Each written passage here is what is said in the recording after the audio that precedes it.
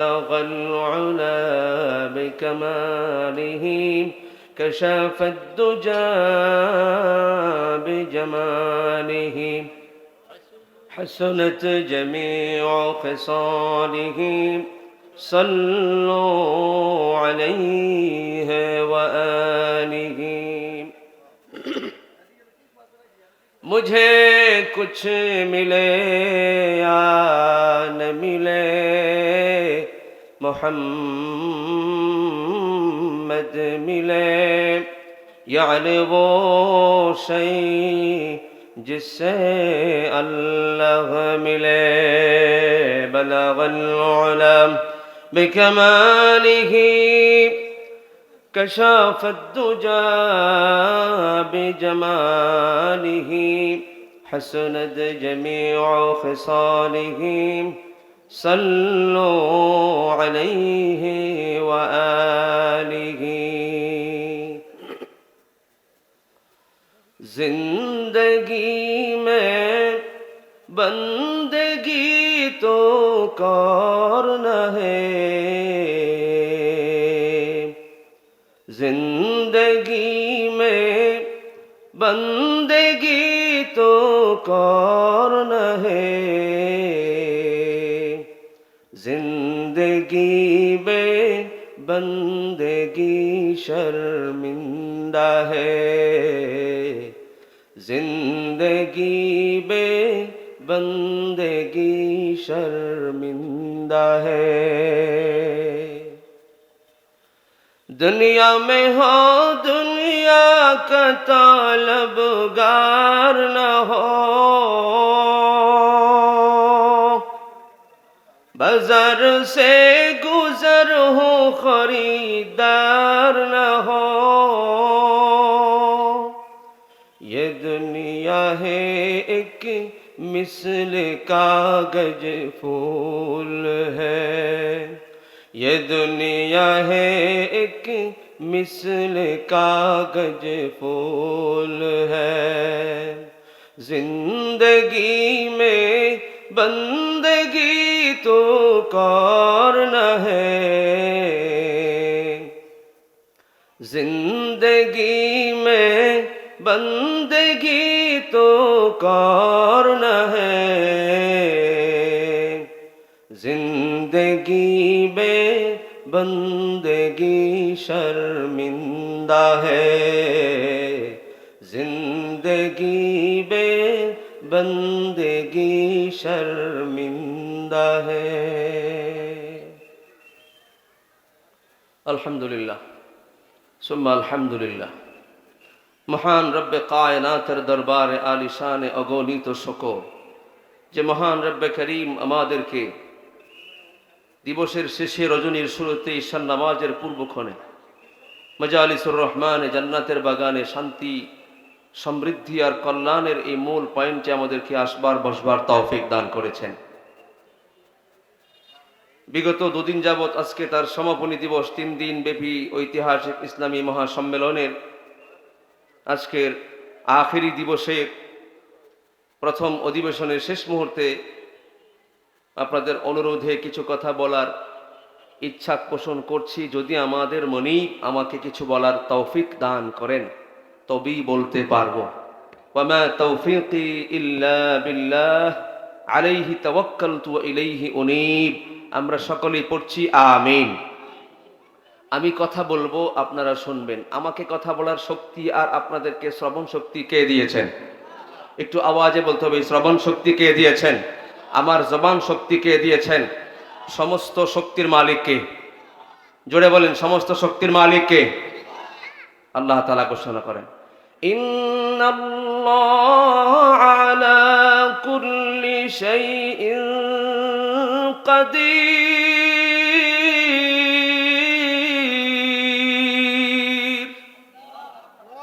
আল্লাহ তাআলা সমস্ত শক্তির মালিক ক্ষমতার মালিক রিজিকের মালিক সমস্ত মানুষের হায়াতের মালিক এক কথায় একচ্ছত্র মালিকানা কার আল্লাহ তাআলা আমরা সেই আল্লাহকে রাজি আর খুশি করার জন্য আসছি এছাড়া আমাদের আর কোনো উদ্দেশ্য নাই আমরা আমাদের অতীত জীবনের ভুলভ্রান্তিগুলি থেকে মুক্ত হয়ে কোরআন এবং সুন্নাহর ভিত্তিতে জীবন গড়ে আখিরাতের একজন নবযাত্রী হওয়ার সুযোগ পেয়েছি। আল্লাহ আমাদেরকে কবুল করুক, বলি আমিন।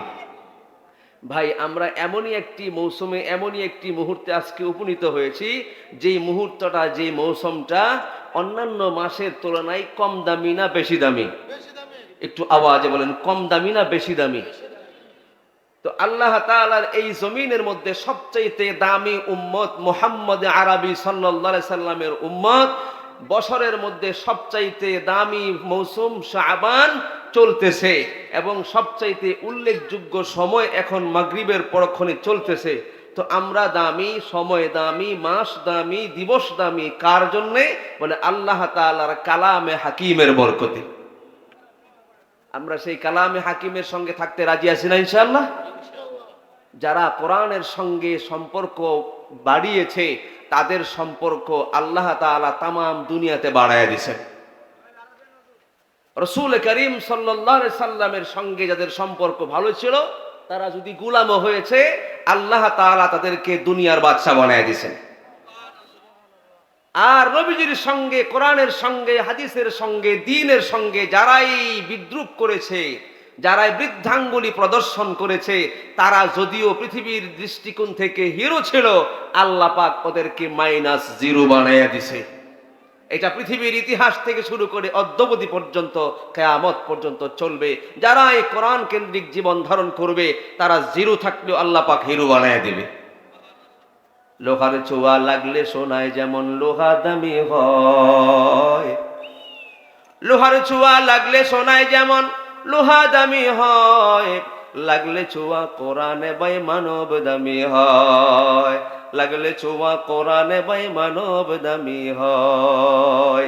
মনের মতো হইলে রে মন তারে দিতে সবই কয়, মনের মতো হইলে রে মন তারে দিতে সবই কয়, মনের অমিল হইলে তারে বোঝা মনে হয়, মনের অমিল হইলে তারে বোঝা মনে হয়। পান খাইলে লাল হয় না, লাল হয় তার চনে, ঠিক নি? পান খাইলে লাল হয় না, লাল হয় তার চনে, রূপে তাহার মন ভরে না, মন ভরে তার গুণে। ঘুমন্তকে যায় জাগানো, জাগ্রতকে নয়, ঘুমন্তকে যায় জাগানো, জাগ্রতকে নয়, বাহা লোহা হয় রে সোজা, সোজা লোহা নয়, বাঁকা লোহা হয় রে সোজা, সোজা লোহা নয়।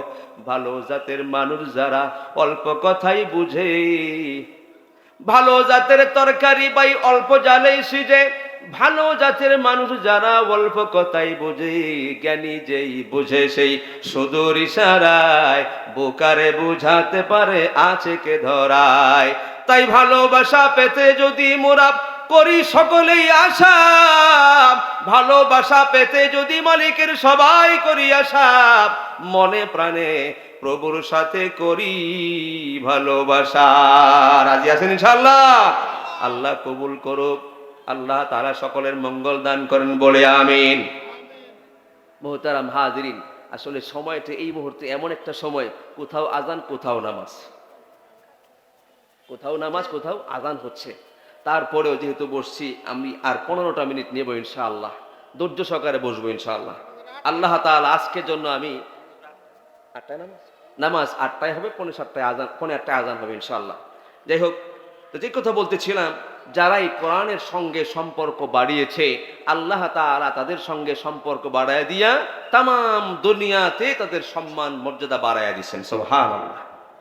আল্লাহর নবীর চাচা বংশের লোক আবু জাহেল শত্রুতা করার কারণে তার সম্পর্ক কি? দুনিয়ার সমস্ত মানুষ তাকে ঘৃণা করে।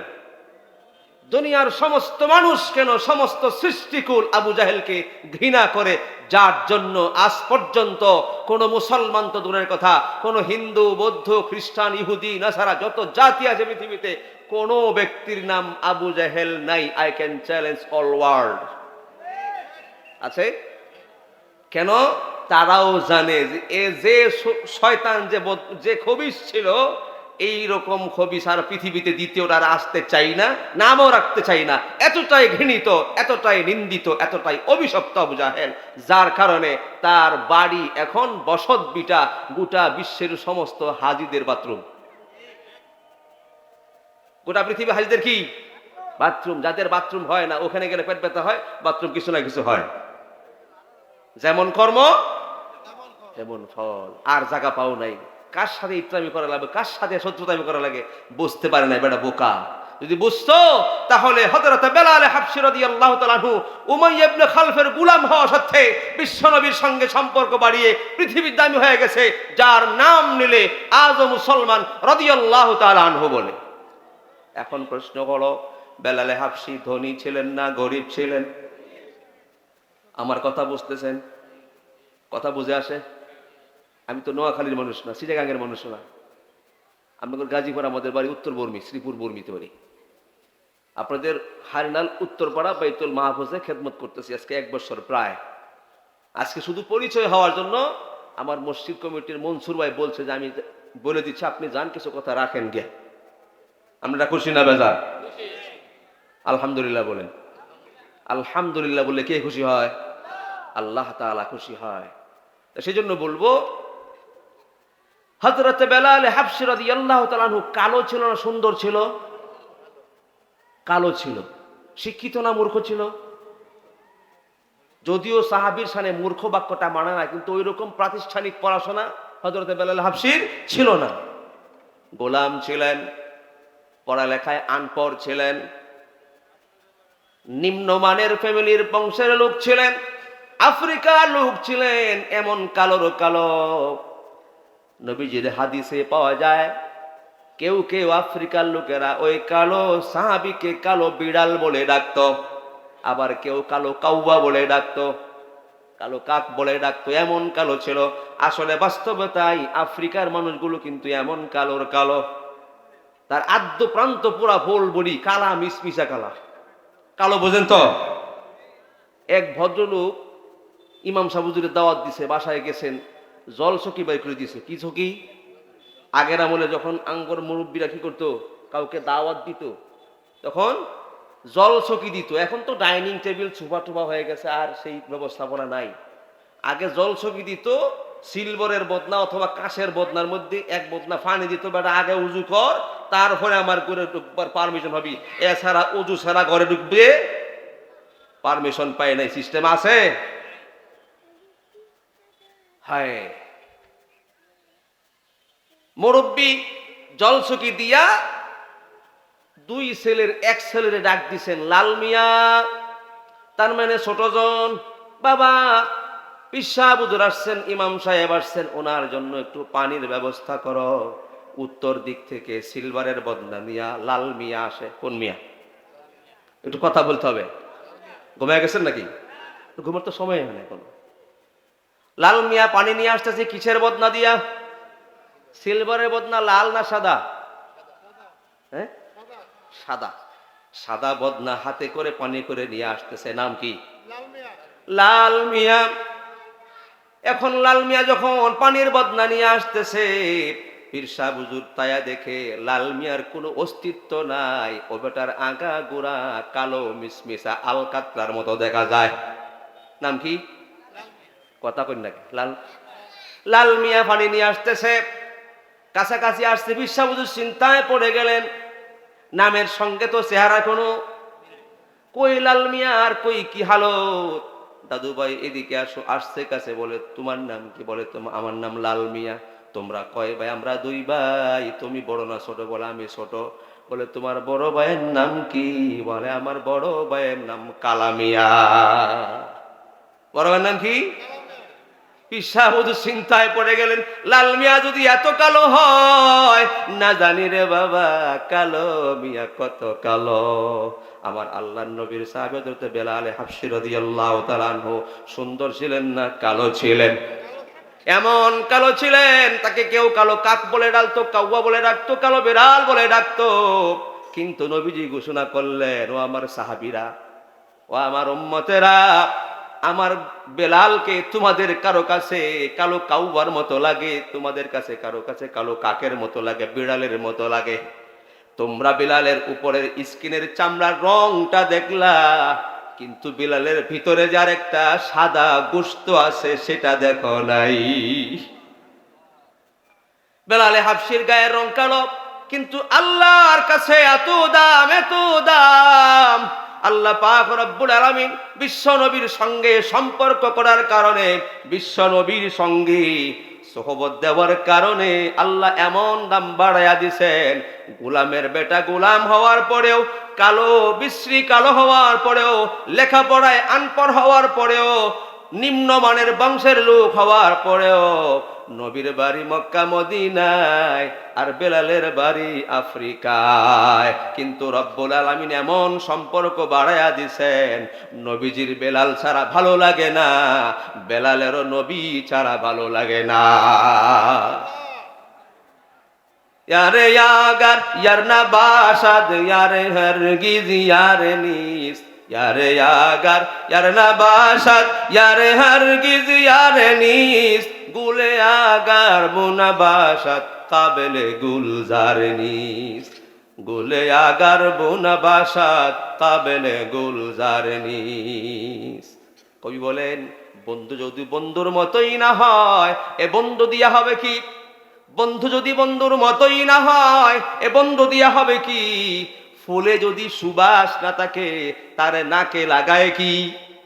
কেউ তারে নাকে লাগায় না, ভেঙ্গে চুরে চুরমাচুর করে দেয়। যদি সেই ফুলের মধ্যে সুবাস থাকে তারে কানে লাগায়, তারে নাকের সঙ্গে বোতলের মধ্যে বড়ে ঘরের মধ্যে রেখে দেয়, ঘরটা সুবাসিত হয়ে যায়। সোহবতে সালেহ তুরা সালেহ কুনাদ, সোহবতে সালেহ তুরা সালেহ কুনাদ, সোহবতে তালেহ তুরা তালেহ কুনাদ। এক জামানা সোহবতে বা আউলিয়া, এক জামানা সোহবতে বা আউলিয়া, বেহতরাদ সদ সালে তাআত বেরিয়া। সঙ্গী যদি ভালো হয়, ওই ভালো সঙ্গী রঙের কারণে ওই মানুষটাও রঙে রঙিন হয়ে যায়। ভালো মানুষের সঙ্গে উঠা বসা করে খায় সে বাটার পান, ভালো মানুষের সঙ্গে উঠা বসা করে খায় সে বাটার পান, মন্দ মানুষের সঙ্গে উঠা বসা করে কাটে দুইটা কান, ঠিক কিনা? এখন আমাদেরকে বন্ধু নির্বাচন করা দরকার। মাহে রমজান একেবারেই সমাগত। এখন আমরা কোন পথে কোন মতে চললে আল্লাহ পাকের প্রিয় হতে পারবো, এটা আমাদের জানা এবং মানা দরকার আসেনি? বলে যারা কোরআন জানে, যারা কোরআন মানে তাদের সঙ্গে সম্পর্ক করো। আল্লাহ পাক বলেন কুনু মা'আস সাদিকিন, যারা সত্যবাদী, যারা ইমানদার, যারা আল্লাহওয়ালা তাদের সঙ্গে সঙ্গ দাও। কিন্তু দুঃখের বিষয় হলো আমাদের অনেকের সঙ্গ হলো নেশাগ্রস্ত মানুষের সঙ্গে, দুর্নীতিবাজদের সঙ্গে অনেকেরই সম্পর্ক আছে। জাগতিক চাকচিক্যের কারণে অনেক রকমের অপরাধের সঙ্গে জড়িত মানুষের সঙ্গে সম্পর্ক হয়। ও দোস্ত আমার ভাইয়েরা, আমার যুবক ভাইয়েরা, আমার বাবাজিরা, পর্দার আড়ালের মা বোনেরা, ভালো করে শুনেন। এই পৃথিবীতে আমরা স্বচক্ষে দেখেছি, কল্প কাহিনী নয়, কিচ্ছা কাহিনী নয়, বাস্তবে দেখেছি যাদের সঙ্গে যারা চলেছে তাদের যা অবস্থা হয়েছে, অনুসরণ করার কারণেও সেই অবস্থায় তাদের হয়েছে। সম্পর্ক ভালো হয়েছে, ইজ্জত সম্মান নিয়ে পৃথিবীতে বসবাস করেছে। সম্পর্ক যদি খারাপ হয়েছে তাহলে জিল্লতি, অপমান, অপদস্থ, ক্লান্তি, কষ্ট, দুনিয়ার সমস্ত অপদার্থ অবস্থায় দুনিয়া থেকে বিদায় হয়ে গেছে। এই জন্য আমাদের সম্পর্ক কার সঙ্গে হবে? আল্লাহর সঙ্গে হবে, রসুলের সঙ্গে হবে। রাজি আছেন সবাই ইনশাআল্লাহ? বলে সেই সম্পর্ক জুড়ার একটা মাধ্যম হচ্ছে কালামে হাকিমের সঙ্গে সম্পর্ক বাড়ায় দেওয়া। কালামে হাকিমের সঙ্গে যখন আমাদের সম্পর্ক বেড়ে যাবে, ইজ্জত কমবে না বরং বেড়ে যাবে। কিরকম ইজ্জত বাড়বে? একটু এক্সাম্পল, বাস্তব এক্সাম্পল, কাল্পনিক এক্সাম্পল না, বাস্তব এক্সাম্পল বলি। আপনার আমার ঘরে সোফা আছে, ডাইনিং টেবিল আছে, খাট আছে, আরো অনেক আসবাবপত্র আছে, ভেন্টিলেটর আছে, পর্দা আছে, অনেক কিছু আছে, স্বর্ণ খচিত, রূপা খচিত, হীরা খচিত কাপড় চোপড় আছে, অনেক দামি দামি জিনিস আছে। জীবনে কোনোদিন পা লাগলে চুমা খাই নাই। আহারে আমার 1 কোটি টাকা দামের খাট, আয়রে তোর একটু চুমা দেই, তোর গায়ে একটু পা লাগছে, কেউ দেয়? ফ্রিজ আছে, দামি দামি জিনিস আছে, কাপড় আছে, কতবার কাপড়কে পায়ের তলে দিয়া পা দিয়া মারাইলাম, কোনোদিন কেউ কোনোদিন ওই সমস্ত জিনিসকে সুমা দেয় না, বুকেও লাগায় না, বরঞ্চ লাথি দিয়া বলে তুই ময়লা হয়ে গেছে, এখন তোমারে ধোয়াইতে হবে। কিন্তু খেয়াল করেন, কালামি হাকিমের সঙ্গে সম্পর্ক বড় করে তার ইজ্জত কোথায় গেছে, সম্মান কোথায় গেছে? কালামি হাকিমের সঙ্গে আপনার ঘরের দামি খাটের কোনো অংশ বিশেষ না, কাজ করে ফেলে দেওয়ার মতো, আগুন পড়ে আগুন পোহানোর মতো এক টুকরা লাকড়ি যখন রেহাল হয়ে কালামি হাকিমের সঙ্গে তার সম্পর্ক বেড়ে গেল। বাস্তব দেখেন, এই কালামি হাকিমের সঙ্গে এই যে প্লাস্টিকের রেহালটার দাম কত হবে? সর্বোচ্চ 30 থেকে 50 টাকা, সর্বোচ্চ 30 থেকে 50 টাকা। কিন্তু তার সম্পর্ক কার সঙ্গে? এই কোরআনের সঙ্গে সম্পর্ক হওয়ার কারণে এই অল্প টাকা দামের প্লাস্টিকের দাম কমেছে না বেড়েছে? এই প্লাস্টিকের রেহালটা যদি নিচে থাকে কি করবেন? তাকে উপরে উঠায়া দিবেন কেন? মুসলমান বিবেকবান হলে বলবেন যে আল্লাহ পাকের কোরআনের সঙ্গে সম্পর্ক হওয়ার কারণে অটোমেটিক এই প্লাস্টিকের দাম সাধারণ প্লাস্টিক নয়, এটা আল্লাহ পাকের কালামের সঙ্গে তার সম্পর্ক হয়ে গেছে। ভাইয়েরা আমার, বন্ধুরা আমার, সাধারণ এক টুকরা প্লাস্টিক যখন কোরআনের গায়ে লাগার কারণে তার সম্মান ইজ্জত বেড়ে গেছে, এমন কি এটা আস্ত রেহাল না, ভাঙ্গা একটা টুকরাও যদি কোথাও মিলে দেখবেন ফেলে দেয় না, এটাকে সুন্দর করে ঝাড়ু দিয়া বুঝে সুমা দিয়া মাথায় ওঠায়া ওই উপরের তাকের মধ্যে রেখে দেয়, কারণ তার সম্পর্ক আল্লাহর কালামের সঙ্গে। আমার প্রাণের ভাইয়েরা, আমাদের জামা কাপড় বানাতে গিয়ে অনেক দামের জামা কাপড় বানায় থাকি, কিন্তু কোরআনের গায়ে যে চাদর থাকে, যে গেলাপ থাকে, কভার থাকে, ওই যে কভারটা আমরা লাগাই কয় টাকা মূল্যের হবে? বলে এমন কোন কাপড় দোকানে বিক্রি হয় না যে কাপড় দিয়া কোরআনের গেলাপ পাওয়া যায়। খলিফা সাহেব কাপড় বানানোর পরে যে কাপড় টুকরা হয়ে যায় ফেলে দেওয়ার মতো, নাক মুছে ফেলে দেওয়ার মতো, ওই কয়েক টুকরা কাপড় জমা করে মা বোনেরা খলিফারা মিলে সেলাই করে এই কোরআনের গায়ের চাদর বানায়। অনেক সময় মূল্যহীন এক টুকরা কাপড় যখন কোরআনের গায়ে লেগে যায়, আল্লাহ পাক রব্বুল আলামিন বিবেকবান মানুষের বিবেকের মধ্যে এই আকুতি মিনতি, এই স্পিরিট জাগায়া দেয়।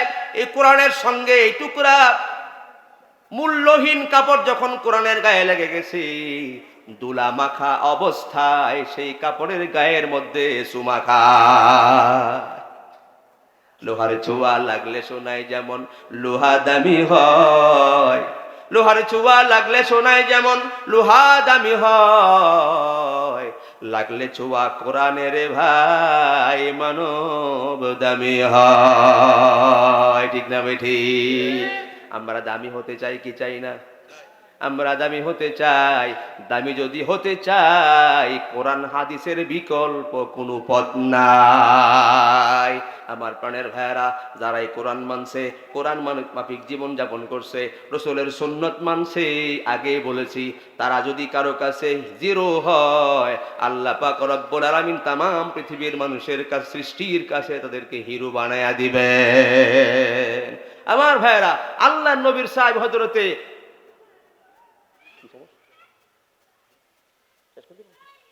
আল্লাহ নবীর সাহাবী হযরতে উমর ইবনুল খাত্তাব রাদিয়াল্লাহু তাআলা আনহু, যখন তিনি অর্ধ পৃথিবীর প্রেসিডেন্ট,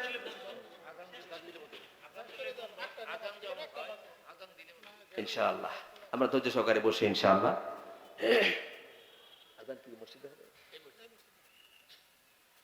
অর্ধ পৃথিবীর প্রেসিডেন্ট হযরত উমর ইবনুল খাত্তাব রাদিয়াল্লাহু তাআলা আনহু তার সাথী সঙ্গীদেরকে নিয়ে দিনের দাওয়াত দিতে একটা মাঠের নিকটবর্তী জায়গা দিয়ে অতিক্রমকালে হযরত উমর ইবনুল খাত্তাব রাদিয়াল্লাহু তাআলা আনহু কেঁদে ফেলতেন, কান্না করতেন, চোখের পানি ফেলে কাঁদতেন। সাহাবীরা জিজ্ঞেস করেন, ও আমিরুল মুমিনিন, প্রায় সময় দেখি আপনি এই মাঠ অতিক্রমকালে আপনি কান্না করেন, কারণ কি?